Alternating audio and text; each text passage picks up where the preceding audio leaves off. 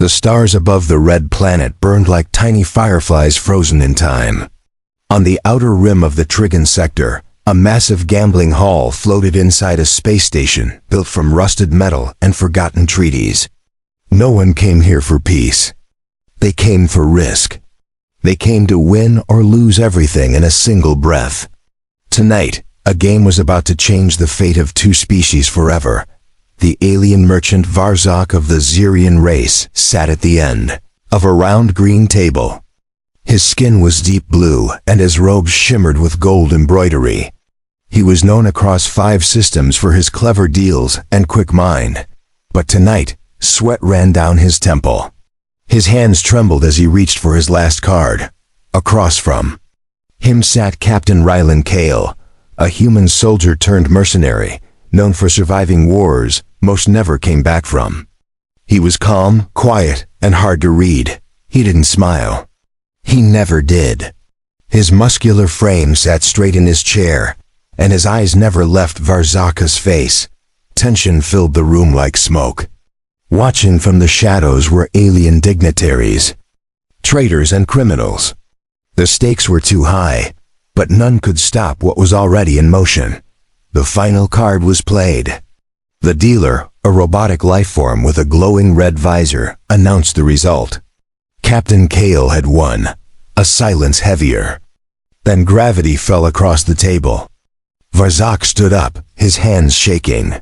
He turned to the guards and gave a slow nod. From behind a steel door, they brought her in. She was young, barely in her early adult years by Xerian time. Her skin shimmered like sapphire under the lights. Her silver dress flowed around her like liquid metal. She was stunning, fragile, and confused. She looked at her father with wide eyes, not understanding why she had been called to this place. Varzak could barely speak. "My daughter Saraya," he said, almost choking on the words. "By our laws and the bet I swore upon, she is now yours, human. Rules are rules." Gasps filled the room. The other aliens whispered in shock and disbelief. The girl stared at Raylan with fear and confusion. She had no idea who he was or what her fate would now be. But the laws of the Xerian trade oath were ancient and binding. A life, once bet and lost, was to be honored without question. Captain Kale did not smile. He stood up slowly, looking at the girl, and then at Varzak. "I didn't ask for this," he said. His voice was rough but calm. "This isn't how I take victory, but it's how it ends," Varzak replied. "You accepted the game. The terms were sealed.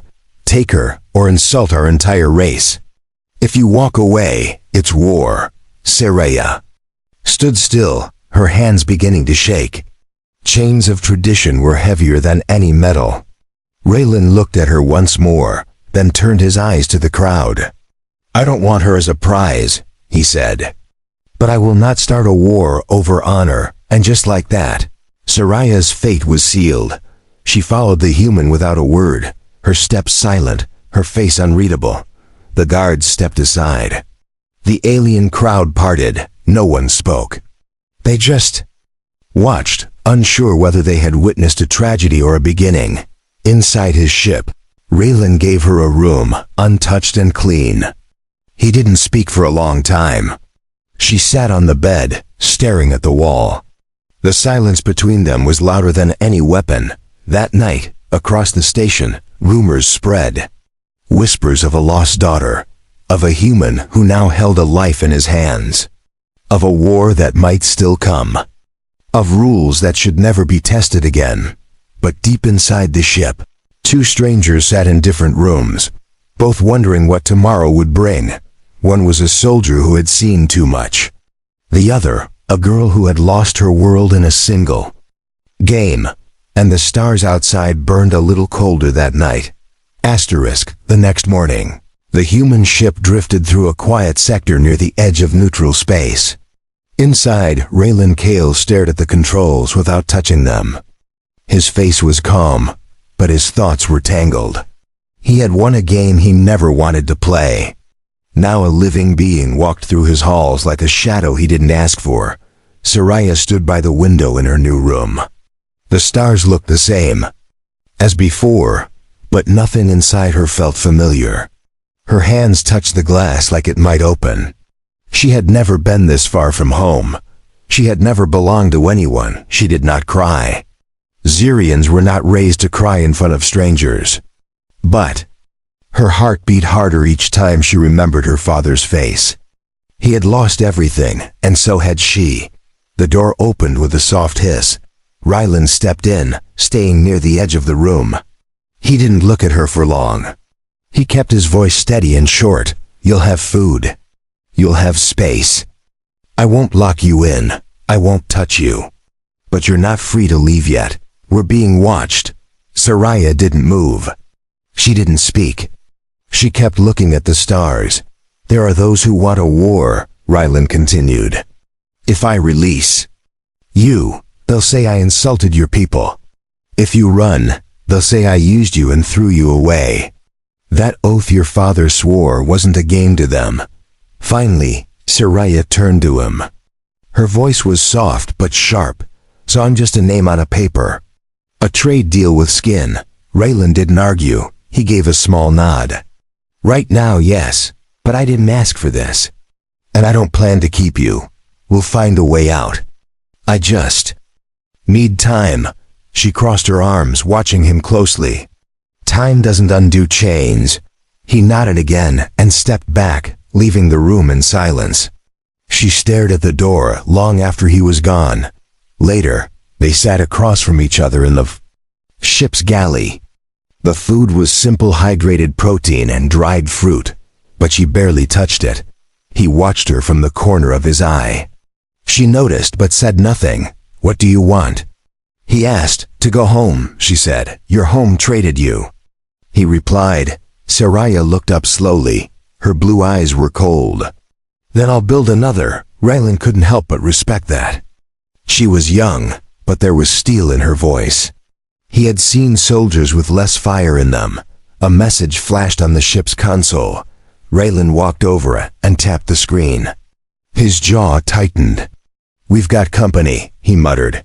Soraya stood behind him, trying to read the screen. Who is it? She asked. Xerian warship. Patrol class, fast. Lightly armed. They're not attacking, just watching. They want to see if you follow the oath, she said. He nodded. And maybe if I'll slip up. They want an excuse. If I give them one, they'll strike and say it was honor. Rylan sat back in his chair. We'll dock at a neutral station soon. I have friends there. Maybe someone who can talk sense into the council. Maybe a way to return you without causing a bloodbath. Soraya didn't reply. She stared at the screen, her jaw tight. The idea of being handed off again made her stomach turn. That night, she sat alone again. Her thoughts circled like cold wind. Her father had gambled and lost. The human had taken her without force. He didn't treat her like property, but still. She was trapped. Between pride, politics, and a war no one wanted to start. She didn't know what would come next. But she knew one thing for sure. She would never be silent again. The neutral station known as Zareth's Hold drifted in orbit above a silent moon. It was built into an asteroid shell and wrapped in shields older than any war.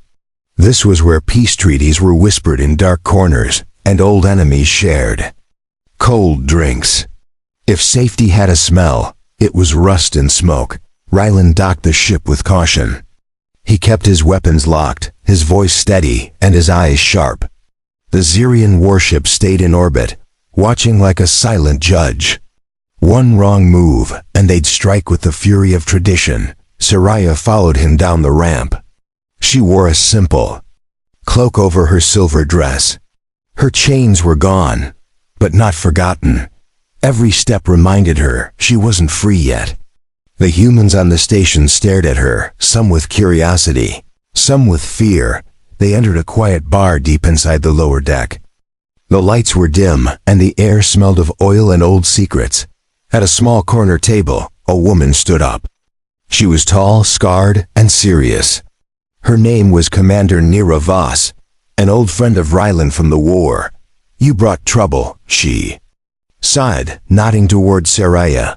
Didn't choose it, Rylan replied. Doesn't matter. She's Xerian. You know what people will think. I need help. Council level. We return her properly. We avoid war. Nera looked Saraya up and down. She's young. Doesn't look like a threat. I'm not, Saraya said. But you're a symbol, Nera replied. And symbols burn brighter than facts. They sat together, drinks untouched. Raylan explained the bet, the oath, and the rules. Nera listened without interrupting. When he finished, she rubbed her temples and leaned forward. I know a diplomat. Retired, but respected. If anyone can talk to the Xerian Council and make them accept her return, it's him. But he won't do it for free. Name your price. Rylan said, information. There's a transport moving weapons through forbidden sectors. I think Xerian smugglers are involved. Bring me proof. I'll call the diplomat. Saraya stood up. You're using me to chase weapons? Naira didn't blink. I'm using what I have to stop bigger fires. You want out of this? Help him. Rylan looked at Saraya. She stared at him, anger flashing in her eyes, but she nodded. Fine, one mission. Then you get me out of this cage. That night, they returned to the ship and plotted their course. The smuggler's route passed through the Krilli's dust belt, a dangerous field of broken rock and pirate hideouts. No one went there without backup. But Raylan had a plan. He modified the ship's sensors to detect shield echoes. Saraya assisted silently, her hands quick and precise. She had studied engineering in her academy days. Now her skills served her captor. Or maybe her escape. As the ship glided through the dust belt, the silence grew thick. Saraya broke it first. Do you trust this woman? I trust her to want peace, Rylan answered. Do you want peace? She asked. I want to survive, he replied. Saraya looked out the window. Survival without choice is not peace. The ship's alarm blinked. Rylan sat up. We found them, 2 transport ships. One masked, one open. He zoomed in. The open ship bore Xerian markings. Smugglers using their own people's pride as cover. Raylan recorded the data. Saraya watched the screen, her face unreadable. They risk war just to move weapons, she said. They want profit. War makes markets. Raylan turned the ship around. A shadow flashed behind them, pirate scouts. One fired a shot. Shields flared. Raylan spun the ship into a narrow gap between rocks. Saraya held on, her breath tight. No one screamed. No one panicked. The second shot missed. Raylan hit the thrusters. The ship burst forward, out of the belt, into safe space. The pirates didn't follow. Back at Zareth's hold, Nera took the data chip and nodded. This will buy us a seat at the table. The diplomat will come. Saraya looked her in the eyes. Then call him. I'm done being a game piece. Nera nodded slowly. You're not a piece. You're the whole board now. They returned to the ship. Rylan gave her space, but she didn't leave the control room. She sat beside him, watching the stars. For the first time, they didn't feel like enemies. The meeting was arranged in the central chamber of Zareth's hold, beneath the old council dome. The walls were carved with peace symbols from 20 species, each scarred with the signs of past betrayals. No one entered here without purpose. No one left without consequence. Rylan stood beside Saraya as the diplomat entered. His name was Ulrich Venn, a thin man with silver eyes and a voice like dry wind. He had spoken at armistices, buried rebellions with words, and brokered peace on shattered moons. He looked at Saraya and bowed slightly. You are the daughter of Varzok, the one gambled away in shame, he said. Saraya raised her chin. I am the one who was lost by her blood, but not by her will. Ulrich turned to Rylan. And you, soldier, chose not to chain her. That choice may matter more than you realize. Nira handed him the proof of the smuggling route. Arik scanned it quickly. This gives us leverage. I can speak to the Zirian Council, but they will not bend unless they see the truth in their own eyes. What truth? Saraya asked. That honor without mercy is still dishonor, Alrik replied. A signal was sent across the stars. An ancient protocol. A neutral summons. Within 1 day, a Zirian envoy ship arrived. Black and silver, shaped like a blade, it docked in silence. The ambassador who stepped out wore ceremonial robes and a mask of stone. No expression. No warmth. He listened to Ulrich's words with folded arms. He studied Rylan without blinking. He looked at Saraya last. The oath was made in the sacred chamber. The girl is his by law. Breaking that law breaks our spine, Ulrich replied calmly. And what if that spine is already broken? What if your people see a young woman treated like cargo and question the system that allowed it? The ambassador turned to Saraya. Speak. Do you accept your fate, girl? Saraya stepped forward. Her voice was steady. No, I do not accept being owned. I do not reject my culture, but I will not carry its shame. My father made a bet. I did not. I will not wear his chains.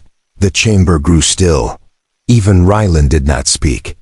The words had been hers, no script, no push. Only truth. The ambassador remained silent for a long time. Then he spoke slowly. If you walk away, we will say nothing. But your name will be erased. You will not be Zirian again. You will not be honored in death. Saraya's hands trembled, but she did not lower her eyes. Then I will build a new name. A better one. The ambassador bowed his head slightly. Then so it is. He turned and left. The silence he left behind was heavy. Ulrich looked at Rylan. It is done. You are no longer her keeper. She is no longer a prize. The war is avoided. Raylan didn't move. He looked at Saraya, unsure of what to say. She looked back, uncertain too. Nira clapped. Once, then this is cause for peace. And maybe something more. Back on the ship, the air felt different. Lighter. Saraya walked through the halls without looking over her shoulder. She was not a prisoner anymore. She was not property. But she didn't know what to be now. Rylan stood near the control panel, watching star maps shift. He didn't turn when she entered. I'm free now, she said. You are. He replied. I don't have a home. Then make one, he said. She looked at the stars. I think I will. But not today. He turned to face her. You can stay, not because of the oath. Because I trust you now. She nodded slowly. And I don't hate you anymore. They sat in silence, side by side, not speaking. For the first time, there were no orders. No rules, no chains. Just two people breathing the same air, wondering what to do next. Outside, the Zirian ship jumped to warp, leaving no message behind. Inside, a future began to form, quiet and unwritten. And in that moment, neither of them felt alone. 2 cycles had passed since the Zirian ambassador left Zareth's hold. The silence that followed was not peace. It was tension waiting to snap. Rylan knew better than to relax. Nothing in space stayed quiet forever. Saraya had changed. She no longer walked the ship like a guest. She moved with purpose. She trained in the empty cargo bay, practiced control over systems, and read human history from the ship's archive. The girl who once stood trembling at a gambling table had become something sharper. Rylan noticed it too. Her voice had weight now. She didn't ask questions as much. She offered ideas. She spoke with reason. Sometimes she disagreed with him.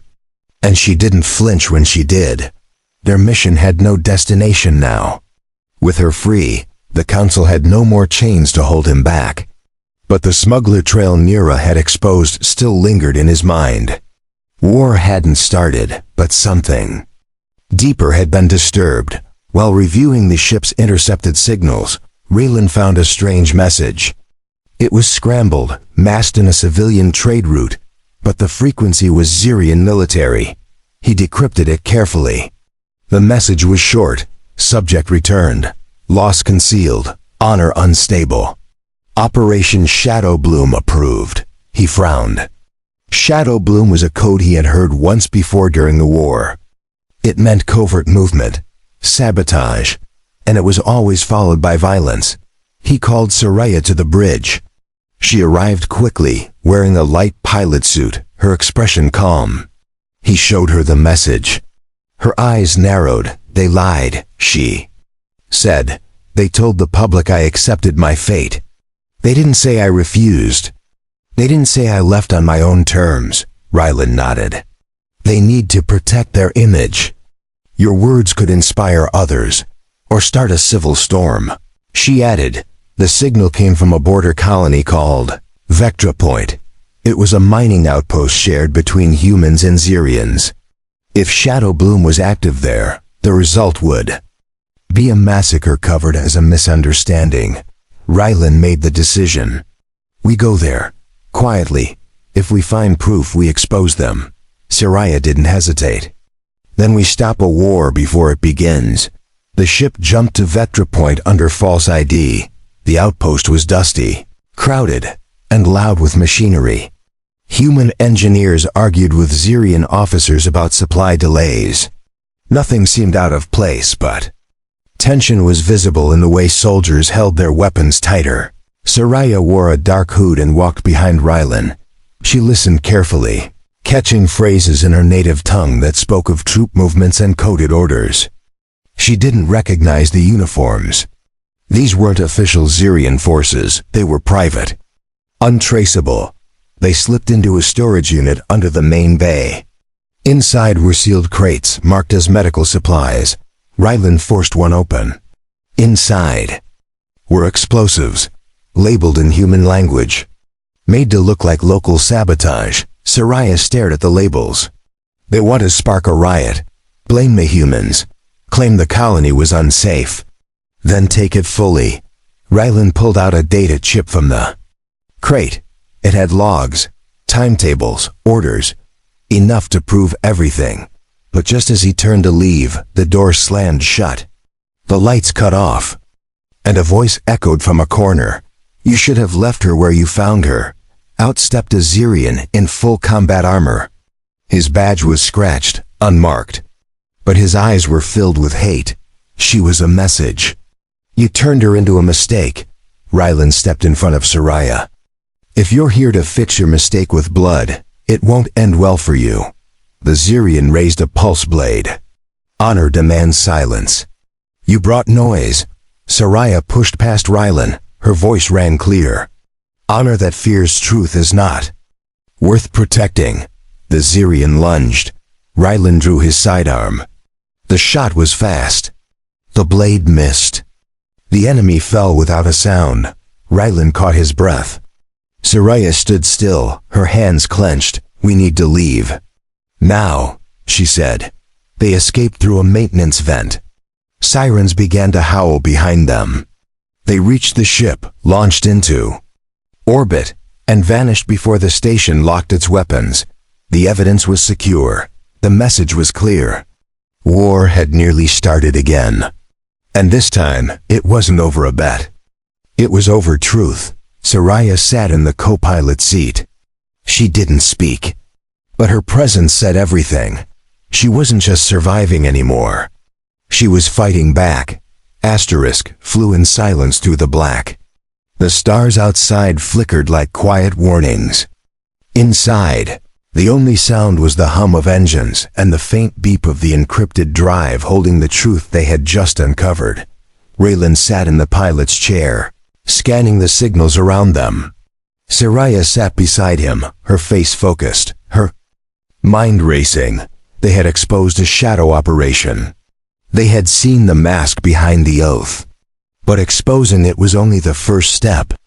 What came next would shake more than just laws. Naira's voice crackled through the comms. I received the data. Vectra Point's command has denied everything. They're saying you attacked first. Raylan clenched his jaw. Typical move. Deny, distract, blame the human. They also say Saraya was never at the colony, that she remained safe in Zirian custody. They're spreading false records to make her a ghost. Saraya leaned forward. Then I won't be a ghost. I'll be the light they can't hide from. Nira paused before replying. I have a way to broadcast. Secure, wide range, and untraceable for 24 minutes. But once you use it, they'll come for you. Hard, Rylan nodded. We'll take that risk. Send the connection. An hour later, the ship hovered near a dead relay satellite. Hidden inside its broken shell was a beacon untouched since the last war. It was built to send emergency calls across systems. Today, it would carry something. Louder than an alarm. It would carry a voice. Saraya stood in front of the ship's small recording console. No makeup, no dress. Just her face, honest, steady, clear. My name is Saraya of House Varzak. I was lost in a bet made without honor. I was given to a human without choice. But I refused to remain silent. I chose to walk free. And because of that, they tried to erase me. They said I accepted my fate. I did not. They said I was safe. I was hunted. They say honor is law. But their honor hides lies, weapons, and war. I speak now not to start conflict. I speak to end the silence, to call those like me to rise, to say no to being traded, no to being forgotten, no to being used. The recording ended. Raylan uploaded it to the beacon. The message launched into space, carried by encrypted bursts toward neutral worlds, human stations, and even quiet rebel networks. They waited in silence. The stars gave no answer. But the storm had already begun. Within hours, replies poured in. Messages from activists, from old soldiers, from Zirian scholars, from council watchers who had doubted but feared speaking out. Saraya's voice had broken the wall. Now others pushed through, but with it came threats. Ships began to follow them, codes they couldn't trace. Pings too close, shadows in the black. Rylan plotted a long route into deep space. They needed to vanish just long enough to plan. In the cargo bay, Saraya trained again. Her arms moved with grace and fire. Each punch hit the air with purpose. Raylan watched from the edge, silent for a while. You're not who you were when we met, he said. She didn't stop moving. Neither are you. He stepped closer. When this ends, what will you do? I don't know yet. But I won't. Be traded again, not by them, not by anyone, Rylan nodded. Then maybe we fight for something bigger.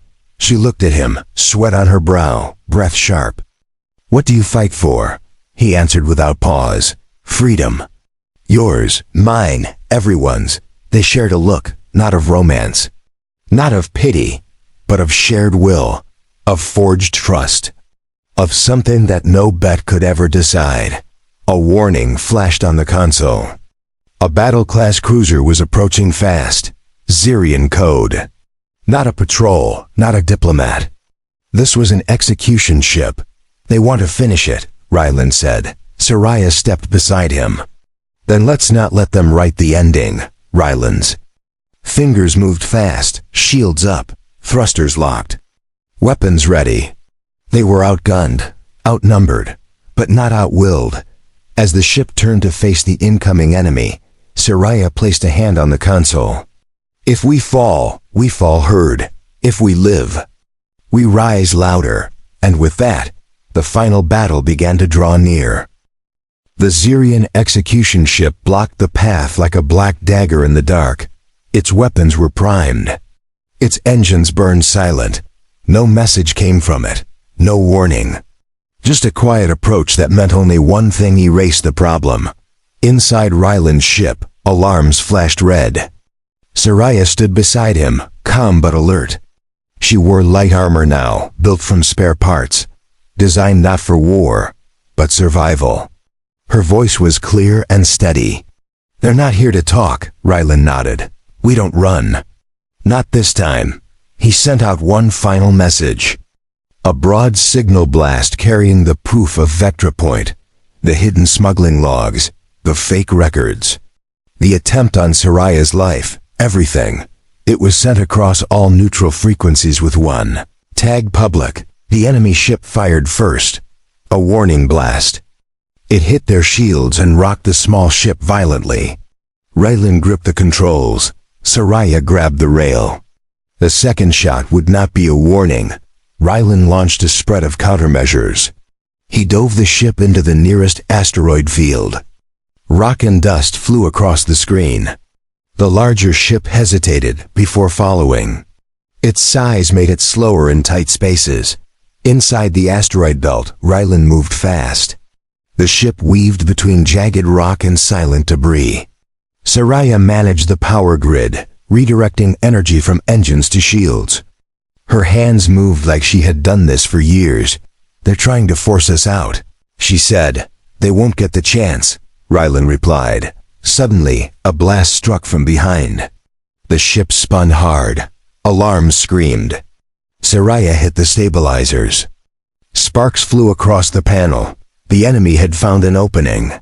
They were closing in, but then, something unexpected happened. A new signal blinked on the screen. Another ship, civilian design. Then another. And another, dozens. They were arriving from different sectors. Independent vessels. Human. Xerian. Mixed crews. They had heard the broadcast. They had seen the truth. And they had come. A voice echoed through the comms. "To the Xerian cruiser, stand down. The girl is not alone. The lie is over. We will not watch in silence." The execution ship stopped moving. Its weapons lowered. For the first time it answered. "This is Xerian property. You are interfering in military justice." A second voice replied. This one from a human diplomat. "Then justice needs new eyes. The Council has received the data. Your orders are void. Stand down or be marked as rogue."